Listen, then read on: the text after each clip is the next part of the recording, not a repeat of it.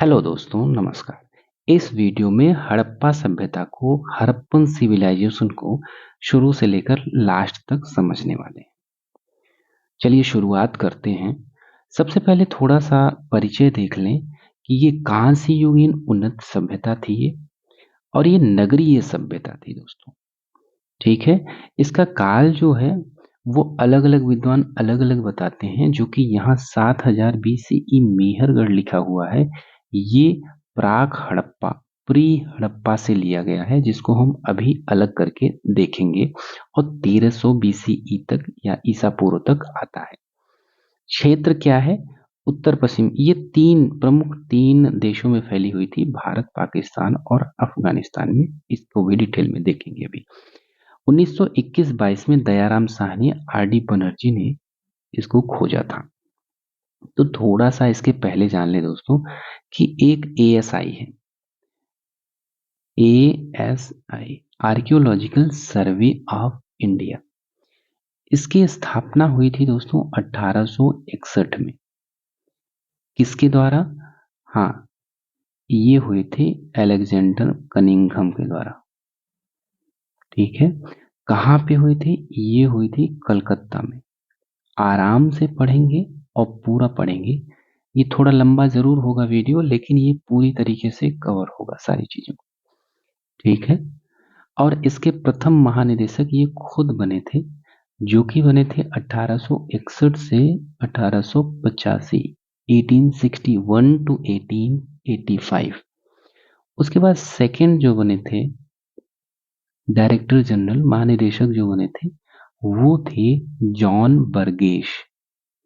John बर्गेश बनते हैं 1886 to 1889। ठीक है। और इसके बाद आते हैं एडवर्ड बक। एडवर्ड बक जो ये कहते हैं कि नहीं, ये आर्थिक संकट बहुत ज्यादा है, तो आर्थिक संकट का हवाला देकर ये कह बंद कर देते हैं इसको। ठीक है। AIC क्लोज हो जाता है, और इसी संकट को हम इतिहास में क्या बोलते हैं? बक संकट। बक संकट के नाम से जाना जाता है। ये अलग से भी सवाल आ सकता है कि बक संकट किससे संबंधित है। उसके बाद दोस्तों कई सालों बाद 1902 में कर्जन ने इसको फिर से शुरू किया। ठीक है। पुनः स्थापित किया कर्जन ने। और कर्जन ने जब बनाया तो पहले महानिदेशक बनाते हैं जॉन मार्शल को। पहले वही माने जाएंगे, लेकिन पुनर्स्थापना के बाद तो ये जॉन मार्शल 1902 से 1928 तक रहते हैं। ठीक है दोस्तों। तो जॉन मार्शल के नेतृत्व में दो 1921 और 1922 में किसकी किसकी खोज होती है? 1921 में होती है हड़प्पा की, और 1922 में होती है मोहनजोदड़ो की। ठीक है दोस्तों, ये हुई। अब हड़प्पा की बात जब करते हैं तो हड़प्पा किस नदी के किनारे है? ये है रावी नदी के किनारे। रावी नदी के किनारे, ये लेफ्ट साइड में पड़ता है रावी नदी। जबकि मोहनजोदड़ो किस नदी के किनारे है? ये है सिंधु नदी के किनारे। ये कहाँ पड़ता है? सिंधु नदी के राइट तट पर। ठीक। दोनों पाकिस्तान में है। अगर पाकिस्तान की बात करें तो साहिवाल जिला है हड़प्पा। साहिवाल जिला, ये पूछा जाता है सवाल, साहिवाल जिला पंजाब प्रांत और पाकिस्तान में। और सिंधु सभ्यता कब है? लरकाना जिला। लरकाना जिला ये कहाँ पड़ता है? सिंध में। सिंध एक प्रांत है पाकिस्तान का, पाकिस्तान में। ठीक है। ये मोहनजोदड़ो हो गया। और इसकी खोज किसने की थी? इसकी खोज किस थी? दयाराम साहनी ने। हड़प्पा की खोज दयाराम साहनी ने। जबकि मोहनजोदड़ो की खोज किसने की थी? राखालदास बनर्जी ने। राखालदास बनर्जी ने। ठीक, ये इसमें इंपॉर्टेंट था इतना। एक चीज और है कि जो सिंधु सभ्यता का नाम दिया गया वो 1927 में दिया गया। किसके द्वारा? सिंधु सभ्यता नाम दिया गया किसके द्वारा? ये दिया गया मार्शल के द्वारा। ठीक है। एक चीज और कि भारत की पहली नगरीय क्रांति किसने कहा? तो ये कहा गार्डन चाइल्ड। नगरीय क्रांति गार्डन चाइल्ड इसको बोलते हैं पहली बार। ठीक है। अब समकालीन सभ्यता की अगर बात करें तो पहली सभ्यता आती है हुआंगहो नदी के किनारे बसी चीनी सभ्यता, और दूसरी सभ्यता आती है नील नदी के किनारे बसी मिस्र की सभ्यता। तीसरी आती है दजला फरात या यूफ्रेटाइटिस नदी की किनारे बसी मेसोपोटामिया। ठीक है, इसी को सुमेरियन सभ्यता भी बोलते हैं। ये तीन हो गई इनकी समकालीन सभ्यताएं कही जाती हैं। ओके दोस्तों, अब आगे बढ़ते हैं। इतना हो गया। काल विभाजन क्रोनोलॉजी की अगर बात करते हैं तो इसमें आपको सबसे बड़ा कंफ्यूजन 7000 का लग रहा होगा। 7000 बीसी कैसे हो सकता है, जबकि हम हमेशा पढ़े हैं कि 2450 से 1750 ईस्वी ईसा पूर्व या बीसी होती है। हाँ बिल्कुल होती है। मान्यता जो है, सर्वमान्य मत जो है वो यही है, लेकिन हम बात कर रहे हैं ओवरऑल हड़प्पा सभ्यता की। तो हम इसको डिवाइड करते हैं। देखो सबसे पहले शुरुआत करते हैं कि ये कितने पार्ट में है। प्री सभ्यता, ये क्या बोलते हैं? प्री हड़प्पन। ठीक है, थोड़ा सा पेन चेंज कर लें। तो ये प्री हड़प्पा या प्राक हड़प्पा, प्राग हड़प्पा एक में डिवाइड होती है। इसके बाद आती है आरंभिक हड़प्पा। ठीक, ध्यान से सुनिएगा एकदम क्लियर हो जाएगा। आरंभिक हड़प्पा आती है, उसके बाद विकसित हड़प्पा आती है। ठीक है, विकसित डेवलप्ड हड़प्पा। उसके बाद आती है पतनोन्मुख, पतन कर होती हुई। तो विकसित के बाद उत्तर हड़प्पा आएगी। ठीक, हाँ पतनोन्मुख कर सकते हैं, पतनोन्मुख, पतन होती हुई। और उसके बाद जब पतन हो जाता है तो उत्तर हड़प्पा, यानी हड़प्पा के बाद की सब जो टाइम पीरियड है उसकी बात कर रहे हैं। ठीक है। अब प्राक हड़प्पा की बात जब तक होती है तो क्या होता है? ये जो समय होता है वो ये नवपाषाण से लेकर हड़प्पा से पूर्व, हड़प्पा से पूर्व का काल होता है। नवपाषाण से लेकर हड़प्पा से पूर्व का काल कौन होता है? प्राक हड़प्पा होती है। ठीक है। अब यहां से स्टार्टिंग होती है। कहाँ? ये जो आरंभिक हड़प्पा होगी ये 3300 बीसी होगी। ठीक, यहां से जितनी भी नवपाषाण और इसके बीच में आएगा और 3300 तक क्या होगा? प्राक हड़प्पा। अब 3300 से कितना विकसित होगी? 2600। ठीक है, 2600 तक क्या हो जाएगा? आरंभिक हड़प्पा, 2600 बीसी। इनके इनके बीच ये क्या है? आरंभिक हड़प्पा। और विकसित हड़प्पा कब से है? विकसित हड़प्पा है 2600 से 1900 के बीच, 1900 बीसी। ठीक, अब पतनोन्मुख हड़प्पा सभ्यता कब होती है? 1900 से 1300। अभी एक मिनट रुकिए, पूरा समझ आएगा। ठीक है, पतनोन्मुख इतनी हो गई। और इसके 1300 से 300 के बीसी मानते हैं, ये उत्तर हड़प्पा। अब देखिए फिर से, ये हो गया। जब शुरुआत में प्राक हड़प्पा तक देखते हैं तो ये 3300 तक जब आते हैं तो ये क्या होती है? प्राक हड़प्पा।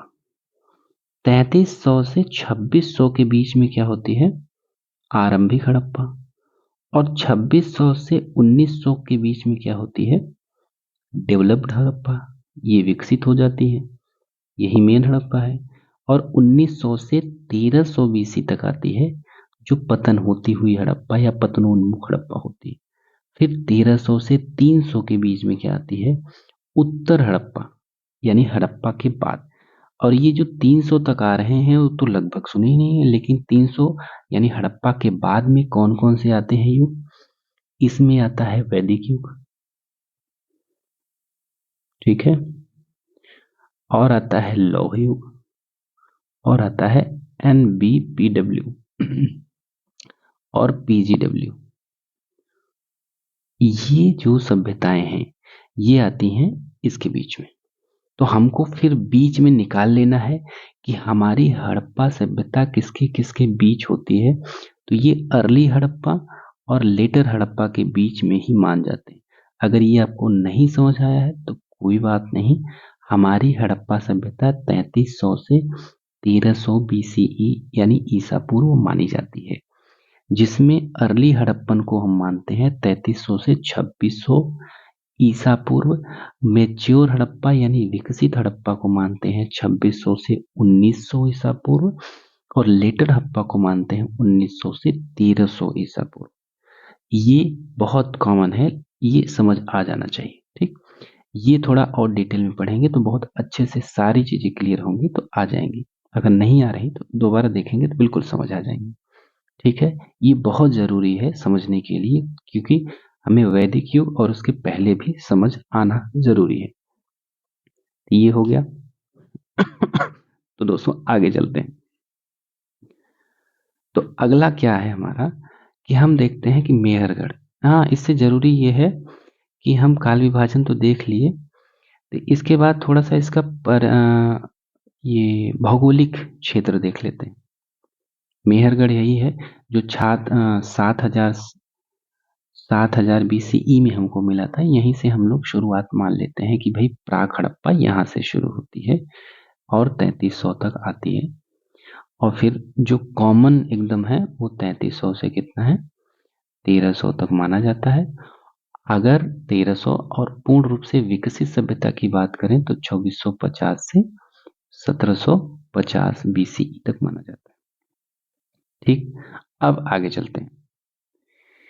इसके आगे दोस्तों हम थोड़ा सा आगे बढ़ेंगे और देखेंगे क्या है इसमें। एक मिनट। ये परिपक्व हड़प्पा चरण हमने देख लिया, परिपक्व हड़प्पा चरण हो गया, ठीक। भौगोलिक विस्तार की बात कर लेते हैं। मुझे लगता है कि थोड़ा सा आपको ये नहीं समझ में आया होगा। सर्वमान्य मत जो है, अगर ये जो काल क्रम था ये बिल्कुल भी नहीं समझ आया होगा तो सिर्फ एक चीज याद रखिए, अगर सवाल आता है एग्जाम में, सर्वमान्य मत जो उसमें लगाया जाएगा अगर कुछ भी आता है तो 2350 से 1750 BCE सर्वमान्य मत है, ठीक। क्योंकि कुछ लोग 2450, कुछ 3300 से 2750 मानते हैं, जबकि सर्वमान्य मत होता है CD। हाँ, हमने 2450 बोला था इसके पहले, लेकिन ये 2350 होगा, सॉरी। तो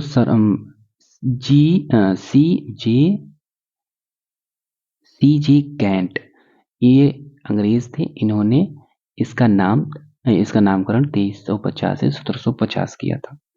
अगर कार्बन 14 विधि से देखा जाए तो संपूर्ण सभ्यता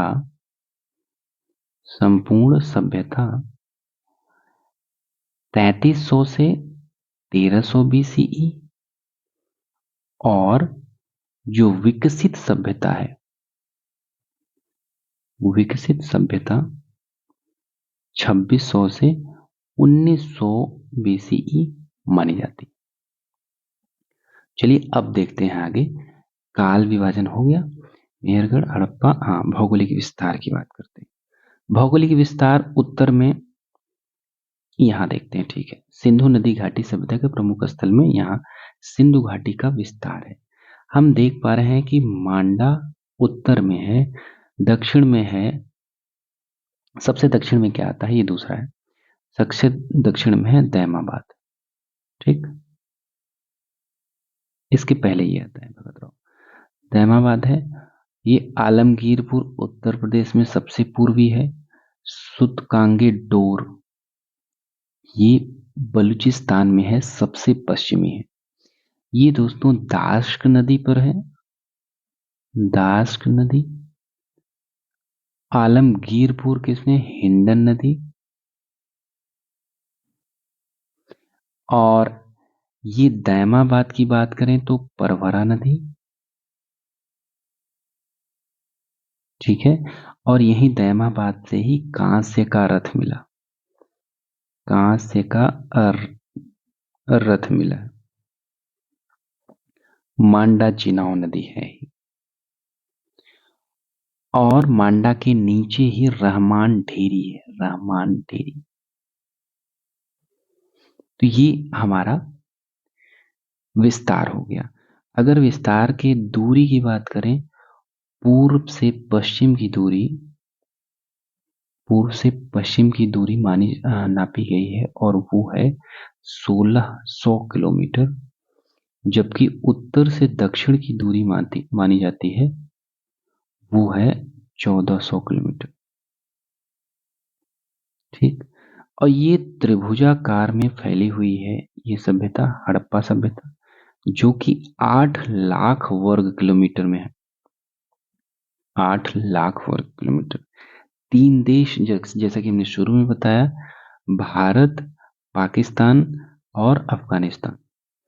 अफगानिस्तान की बात करें तो अफगानिस्तान में 2 स्थान पाए जाते हैं। पहला है शोरतोगुई, शोरतोगुई, और दूसरा है मुंडीगाग। ये 2 स्थान है दोस्तों। ये मुख्य भूमि से हटे हुए, कटे हुए थे। इनको व्यापारिक उपनिवेश ही माना जाता है, मुख्य भूमि से नहीं लगे हुए थे। अगर मिस्र से तुलना करें दोस्तों, तो ये मिस्र से 20 गुना बड़ी थी। हड़प्पा सभ्यता मिस्र से 20 गुना बड़ी थी। हाँ, ये हो गया इसका विस्तार। उत्तर में देखें मांडा, आलमगीरपुर ये पूर्व में, भगत राव और उसके दैमाबाद यहाँ आता है। दक्षिण में सुतकांगे डोर ये पश्चिम में है, बलूचिस्तान में। ठीक है, उसके नीचे है दैमाबाद, सबसे नीचे दैमाबाद ही माना जाता है। ठीक, अब आगे बढ़ते हैं, थोड़ा सा आगे देखते हैं, तो देखते हैं दोस्तों। हाँ, ये थोड़ा सा अफगानिस्तान में शोरतोगई है, ये काफी दूरी पर देखो पड़ता है यहाँ पे, और इसलिए केवल व्यापारिक उपनिवेश के तौर पर प्रयोग किया जाता था। ये जो रेड कलर में आप देख पा रहे हैं, ये क्या थी, हड़प्पा सभ्यता, जिसमें राखी गढ़ी, हड़प्पा यहाँ पे है, गनेरीवाल, और क्या क्या दिख रहा है, धोलावीरा, लोथल ये गुजरात में जो पोर्ट था, सुतकांगे डोर यहाँ है। ठीक, रहमान ढेरी है, मांडा ये गुजरात, वो जम्मू कश्मीर में सबसे उत्तरी पॉइंट है। ठीक है दोस्तों, आगे चलते हैं। हाँ, सिंधु सभ्यता के विस्तार में कुछ प्रमुख स्थल हैं। ये हमने अपना नोट्स बनाया था, उसका स्क्रीनशॉट लेके इसमें रखा है, दोबारा लिखना पड़ता। तो सिंधु घाटी सभ्यता का विस्तार जो था वो अफगानिस्तान में शोरतोगुई और मुंडीगाग, जो मुख्य भूमि का क्षेत्र नहीं था, हमने बताया, ओनली व्यापारिक उपनिवेश था। अगर पाकिस्तान में देखते हैं तो बलूचिस्तान, सिंध और रावी क्षेत्र 3 प्रमुख भागों में बांटा गया है। रावी क्षेत्र में हड़प्पा, रामान ढेरी, सिंधु नदी, गनेरीवाला, सरायखोला और डेरा इस्माइल खान, ये स्थान का नाम है। और सिंधु के किनारे देखेंगे, सिंध में, सिंधु नहीं सिंध प्रांत है ये, उसमें मोहनजोदड़ो, कोटदजी या कोटदीजी बाया, चहुंदड़ो, आमरी, अलीमुराद, लखीउन जोदड़ो और जुदेर जोदड़ो, ये कौन है, सिंध प्रांत में। बलूचिस्तान प्रांत में मेहरगढ़, राणा गुंडई, सुतकांगे डोर, सुतकोट, सुतकाकोट, बालाकोट, डाबरकोट और दब सादात। ठीक है, हाँ, अब ये भारत में जो प्रमुख स्थल पाए गए हैं उसकी बात है कि गुजरात में और अन्य जगह। गुजरात में क्या है? कच्छ की खाड़ी और खंबात की खाड़ी। कच्छ की खाड़ी में क्या है? धौलावीरा, सुरकोटदा, देशलपुर, जूनीकुरन और खंबात की खाड़ी में लोथल, प्रभासपट्टनम, रंगपुर, भगतराव, रोजदी और नागेश्वर। अन्य की बात करें, जम्मू कश्मीर, हरियाणा, पंजाब, राजस्थान, उत्तर प्रदेश और महाराष्ट्र, जबसे हमने देखा। ठीक है, ये था। अब क्या है कि प्रारंभिक हड़प्पा चरण। हाँ, प्रारंभिक हड़प्पा चरण हमने देखा कि भाई गांव से कस्बों का विकास होता है। चाक पर बने बर्तन, चाक पर बनते थे बर्तन और तांबे का औजार का प्रयोग हो जाता था। कोट देजी, आमरी और कालीबंगन शुरुआती थे। अब थोड़ा आगे बढ़ते हैं, नगर नियोजन, टाउन प्लानिंग की बात करते हैं, जिसमें ग्रिड पैटर्न था। टाउन प्लानिंग में ग्रिड पैटर्न क्या था? ये दोस्तों ग्रिड पैटर्न ऐसे समझ सकते हैं कि सड़कें जो हैं एकदम 90 डिग्री पे ही काटती थी। तो जब 90 डिग्री पे काटती थी तो ये चौराहा निकलता था बीच में से, एकदम बीच बीच में। इस चौराहे को 90 डिग्री को मार्शल ने किससे तुलना तुलना की है? ये की है ऑक्सफोर्ड सर्कल से। ऑक्सफोर्ड सर्कल से मार्शल ने तुलना की है इसकी चौराहों की। ठीक है, ये सड़कें थी। दुर्ग व निचला नगर, देखो दुर्ग होता था और निचला नगर होता था। दुर्ग छोटा होता था लेकिन ऊंचाई पर स्थित होता था, तो इसे संभावना लगाई गई है तो यहाँ संभ्रांत लोग या शासन करने वाले रहते होंगे। और नीचे बड़ा क्षेत्र था और छोटे छोटे घर थे, तो आम जनता की मान्यता मानी जाती है। पक्की सड़कें थी दोस्तों, यहाँ पे उन्नत जल निकासी व्यवस्था थी। देखिए ढकी हुई नालियां थी यहाँ पे। ये जो खुदाई के बाद मिले हैं वो सारी चीजें हैं। ऐसा लगता है कि आजकल जो यूज हो रहा है, जो हम लोग प्रयोग करते हैं, वो हड़प्पा सभ्यता की ही शुरुआत या उसकी ही देन लगती है।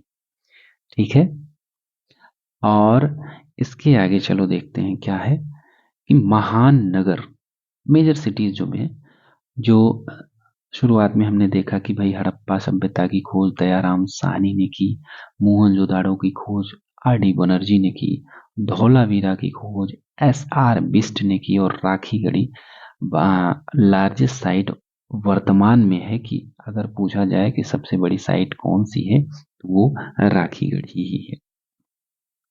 ठीक, विशेष संरचनाओं में हमने देखा कि भाई ग्रेट बाथ पाया जाता है, महान स्नानागार, ग्रेनरी जो ना अन्नागार है, अन्न रखने के स्थान थे।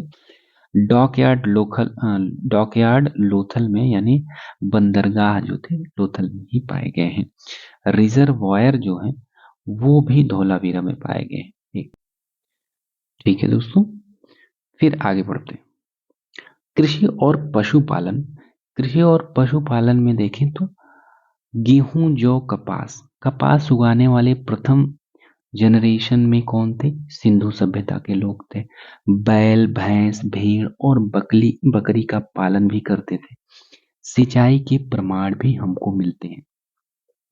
अगर हम निर्यात और आयात की बात करते हैं तो निर्यात में ये प्रमुख रूप से सोना, तांबा, कार्नेलियन, लाजवर्द मणि, खजूर, कपास, हाथीदांत, शंख, हाजा पक्षी, मोर जिसको बोलते हैं, इनका ये निर्यात करते थे। लेकिन अगर आयात की बात करते हैं तो आयात में बहुत कम मछली, अनाज और कच्चा ऊन, चांदी, ये सब आयात करते थे। तो जो व्यापार संतुलन था ये सिंधु सभ्यता की तरफ ही था, यानी इनका फायदा ही होता था।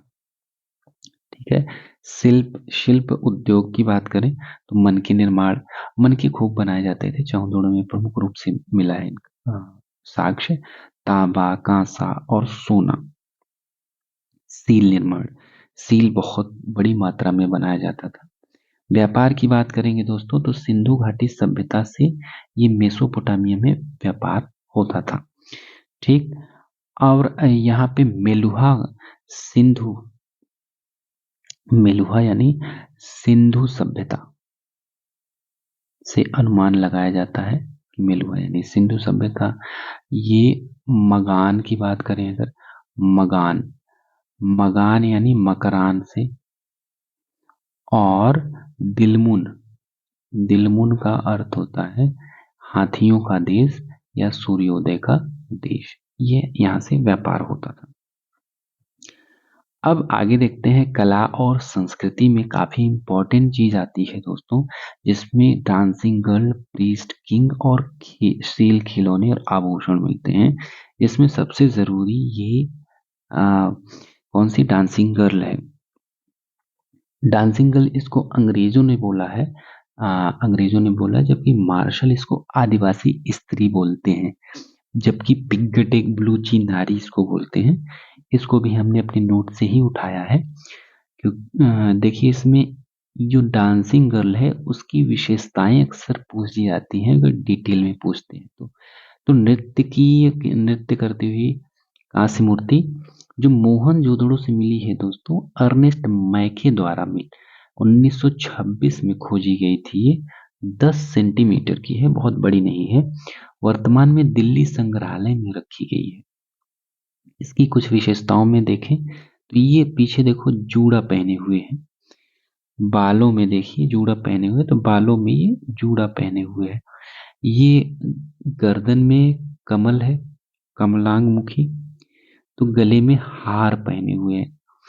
दाहिना हाथ जो है ये कमर पे रखी है, जिसमें 4 चूड़ियां, 2 यहाँ 2 यहाँ, 4 चूड़ियां पहनी हुई है। वहीं बायां हाथ घुटने पर है, और जिसमें 24 या 25 चूड़ियां पहनी हुई है ये दोस्तों। ठीक है, घुटने के नीचे का भाग टूटा हुआ है, और कमर से घुटने तक कपड़े पहने हुए हैं, कमर से घुटने तक कपड़े पहने हुए हैं। ठीक, ये रही कांसे की मूर्ति की विशेषताएं। इसके अलावा ये मूर्ति काफी फेमस होती है, तो ये है कौन, प्रीस्ट की मूर्ति मानते हैं इसको कई बार। मैके ने पुजारी की मूर्ति कहा है, जबकि योगी की मूर्ति किसने कहा है, आरपी चंद्रा ने। एएल वासम ने तो कहा है कि मंगोल की मूर्ति है। इसकी विशेषता यह है कि ये देखो दिमाग पे ऊपर, माथे पर, ललाट पर गोल चक्र है, आंखें अर्ध खुली हैं, शांभवी मुद्रा है, मूछ रहित है, मूछ नहीं है, और सजी हुई दाढ़ी है एकदम सीधी सीधी। कंधे पर शॉल डाली हुई है, ये शॉल लग रही है देखो, शरीर के ऊपर का भाग है ये, और आंखें बंद हैं। आंखें बाद में उसमें सीप लगाई गई थी, बाद में सीप लगाई गई थी, पहले नहीं था ये। धर्म और लिपि की बात करें तो माता देवी की पूजा होती थी, और पाशुपति मुहर थी। अग्नि कुंड के साक्ष्य कालीबंगा से मिली है, और चित्र लिपि अभी अपठित है, पढ़ी नहीं गई है। इसकी चित्र लिपि कौन सी है, बोस्ट्रोफेडन लिपि है, गोमूत्रात्मक शैली जिसको बोलते हैं। ठीक है, ये दोस्तों ये जो पाशुपति की मुहर है, ये इसकी विशेषताएं भी अक्सर आती हैं, जिसमें हम बता रहे हैं तो आपको समझ आएगा। देखो ये सींग वाला मैटर आ रहा है ना, एक इंसान चबूतरे पे बैठा है, ये चबूतरा है और ये इंसान है। ठीक, मोहनजोदड़ो से ये प्राप्त हुई है, मैके को मिली थी, और मार्शल ने इसको कहा है आदिशिव।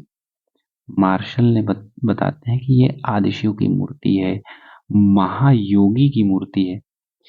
पाशुपति मुहर कहा है, पाशुपति मुहर भी कहा है। सेल खड़ी यानी पक्की ईंट की बनी, सेल खड़ी होता है कि मिट्टी को पका देना, तो सेल खड़ी होते हैं। सेल खड़ी यानी पक्की मिट्टी से बनी, निर्मित है। पद्मासन योग में है, देखो ये पद्मासन योग में है, ये पैर है, ये ऊपर हाथ है। ठीक है, और त्रिमुखी है, चौकी पर विराजमान है, ये चौकी है। और क्या है, भैंस की सींग के आकार का, ये जो आकार है भैंस की सींग के आकार का त्रिशूल मुकुट पर, सर पर मुकुट जैसा है।